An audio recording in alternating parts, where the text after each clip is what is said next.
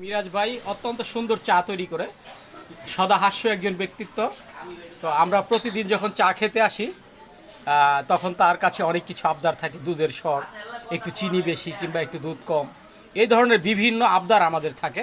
তো আজ সকালবেলা আমি চা খেতে এসে আমাদের মিরাজ ভাই আমাকে বলল যে ভাই, আপনাকে সুন্দর একটি চা করে দিই দুধের স্বর দিয়ে। এই যে দেখেন, অত্যন্ত সুন্দর করে চাটা বানিয়ে, যদিও তার মনের ভেতর কি আছে জানি না। মানুষের এই অন্তর কাঠামো, অবকাঠামো এবং উপরি কাঠামো তিন ধরনের।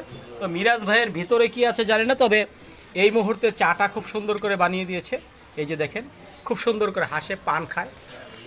এই যে দেখেন, প্রচুর পান খায়। পান খেতে খেতে তার একেবারে এই দাঁতগুলো একেবারে মনে করলেন যে এই তেঁতুলের বিচির মতো হয়ে গেছে। তো আমরা দোয়া করি তার যাতে এই চায়ের দোকানটা খুব ভালো চলে, এই প্রত্যাশাই করছি। ধন্যবাদ সবাইকে।